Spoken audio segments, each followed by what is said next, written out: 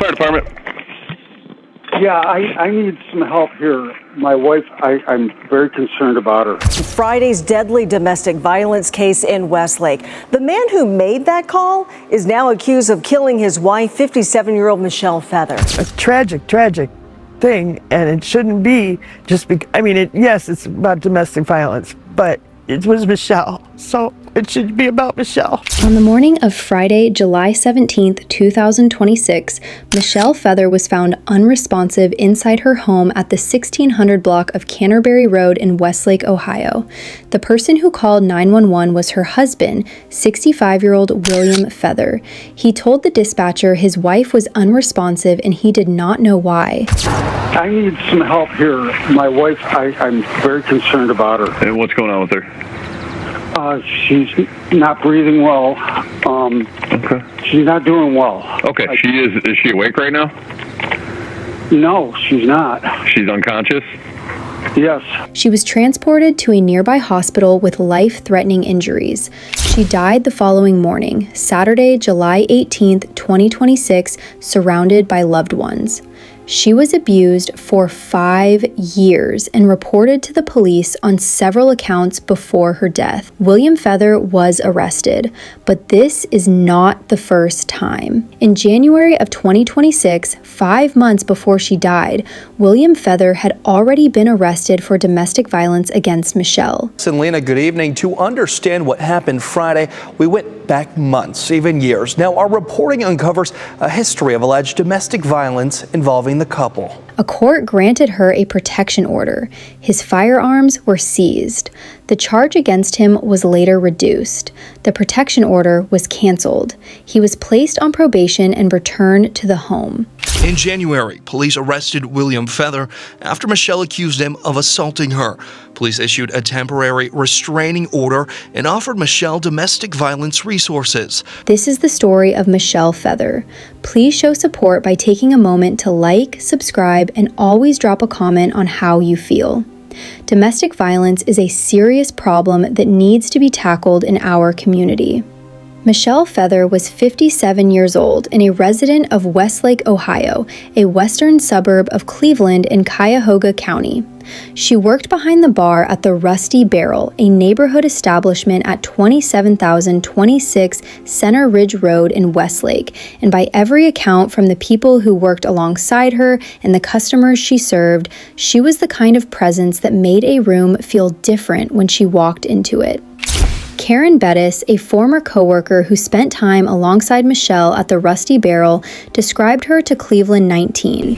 She was funny. She liked to crack a joke. She had jokes for the customers, and she was a short and sassy little girl. I just loved her. Investigators are calling Michele's death a domestic violence homicide. Bettis said Michele had an ability to connect with regulars. She remembered faces, she remembered names, she remembered what people ordered, and that kind of attention made customers look forward to coming in. She was part of the Rusty Barrel, so it's hard for all of us. She was part of our family. She's part of our Barrel family. Now Captain Vogel says he hopes Michele's death is not in vain. Rusty Jessett, who also knew Michele through the bar, described her personality in terms that capture something very specific about who she was. Man, her explosive smile, and she had a signature laugh. She was a friend to strangers and family to all her friends, says Rusty Jessett, owner of the Rusty Barrel in Westlake, where flowers are laid for Michele Feather. We grew up together. I've known her for more than half of my life now, and not just being an employee. And I know she was friends with a lot of the employees in here and family. She was definitely my family. I consider her a sister. The 57-year-old devoted mother and wife worked at the Barrel since it opened. I can't get my head wrapped around it. It's senseless. It's horrific, and it's devastating. It's crushing me inside. Michele had a surviving son. A GoFundMe was started by her community in the days following her death to help him with funeral expenses. Donations were also accepted in person at the Rusty Barrel, the place that had been a second home to her. She loved everybody, Jessett said, and she's going to be very missed. The calls to the Canterbury Road home did not begin on July 17, 2026. According to calls for service records reviewed by News 5 Cleveland, Westlake police had been responding to domestic violence-related calls at that address since 2021.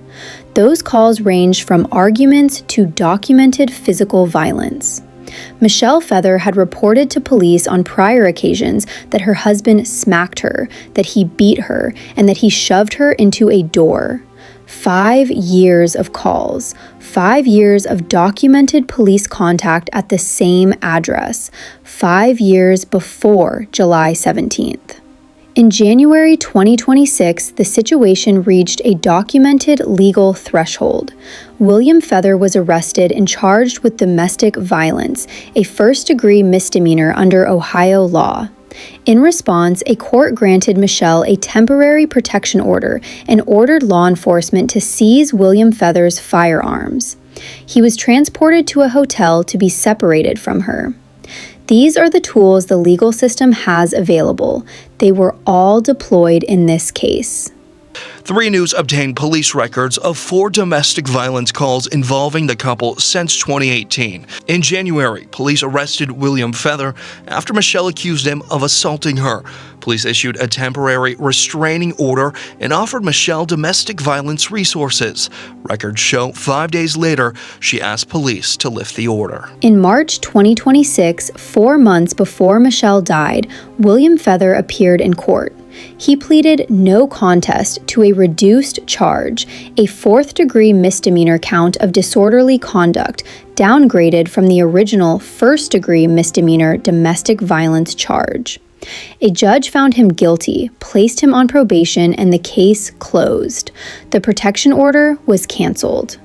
Westlake Police Captain Jerry Vogel confirmed the January arrest when speaking to media following Michele's death. We didn't know exactly what happened, which seemed weird at the time. When our officers were there investigating what happened, they saw that there was some chaos in the house for sure. So it was more than just a medical emergency. When you say chaos, as if it was fighting going on? Correct. Vogel confirmed that the husband has a criminal and violent background. He was arrested back in January of this year for domestic violence. The Cuyahoga County Medical Examiner's Office had not yet issued a final ruling on cause and manner of death at the time of this report. At approximately 10 a.m. on Friday, July 17, 2026, Westlake Fire Department received a call from a man stating his wife was unresponsive at their home on Canterbury Road. The caller was William Feather. Yeah, I need some help here. 1980? Yeah. Okay. My wife, I'm very concerned about her. And what's going on with her? She's not breathing well. Okay. And she's not doing well. And does she respond to anything when you say her name? No, I can't. She's not responsive at all. Something's really bad happening here. Minutes later, first responders arrived and found Michele still unconscious. Captain Vogel described the call and what followed. About 10 a.m. we received a phone call. A 911 actually went to our fire department. A man on the line said his wife was unresponsive at the house and he needed help. Officers and paramedics arrived at the home.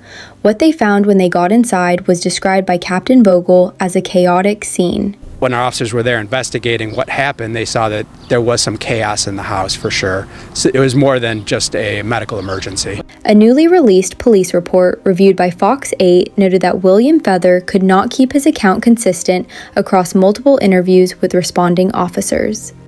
Captain Vogel told reporters that his inability to maintain a coherent story seemed weird at the time. Michele Feather was removed from the home and transported to a nearby hospital with life-threatening injuries.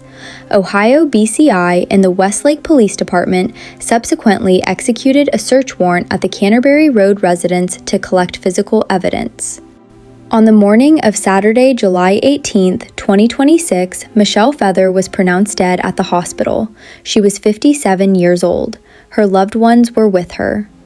William Feather, 65, was taken into custody following Michele's death and charged in Rocky River Municipal Court with felony counts of murder and felonious assault.